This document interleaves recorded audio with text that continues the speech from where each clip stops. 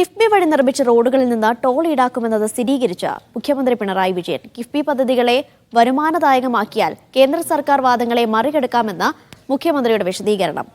കിഫ്ബിയിൽ CAG audit നടക്കുന്നില്ലെന്ന പ്രതിപക്ഷ നേതാവിന്റെ വാദം തെറ്റാണെന്നും മുഖ്യമന്ത്രി നിയമസഭയിൽ പറഞ്ഞു. കിഫ്ബി വഴി നിർമ്മിച്ച റോഡുകളിൽ നിന്ന് ടോൾ ഈടാക്കാനുള്ള ധാരണയായെങ്കിലും അന്തിമ തീരുമാനം എടുത്തിട്ടില്ലെന്നായിരുന്നു സർക്കാർ ഇതുവരെ വിശദീകരിച്ചത്.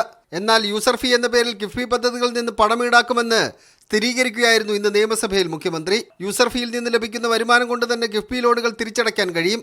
ഇതുവഴി കിഫ്ബി വായ്പകളെ സംസ്ഥാനത്തിന്റെ കടമെടുപ്പ് പരിധിയിൽ നിന്ന് ഒഴിവാക്കാൻ കഴിയുമെന്ന് മുഖ്യമന്ത്രി. യൂസർ ഫീ ഈടാക്കുന്ന സാഹചര്യത്തിൽ ആ യൂസർ ഫീയിൽ നിന്നും ലഭിക്കുന്ന വരുമാനം കൊണ്ട് തന്നെ കിഫ്ബിയുടെ ലോണുകൾ തിരിച്ചടക്കുന്നതിനുള്ള സാധ്യത തെളിയും. അതുവഴി സർക്കാരിൽ നിന്നുള്ള ഗ്രാന്റ് കാലക്രമേണ ഘട്ടം ഘട്ടമായി ഒഴിവാക്കാനുമാവും. കിഫ്ബിയിൽ CAG ഓഡിറ്റ് നടക്കുന്നില്ലെന്ന പ്രതിപക്ഷ നേതാവിന്റെ വാദവും മുഖ്യമന്ത്രി തള്ളിക്കളഞ്ഞു. അർദ്ധസത്യങ്ങളും അടിസ്ഥാനരഹിതമായ ആരോപണങ്ങളും കൊണ്ട് എത്രയൊക്കെ തമസ്കരിക്കാൻ ശ്രമിച്ചാലും കിഫ്ബി അതിൻ്റെ ദൗത്യം വിജയകരമായി പൂർത്തീകരിക്കുക തന്നെ ചെയ്യും. കിഫ്ബിക്കെതിരെ നിയമസഭയിൽ പ്രതിപക്ഷം ഉന്നയിച്ച വിമർശനങ്ങൾക്കെല്ലാം മുഖ്യമന്ത്രി മറുപടി നൽകി.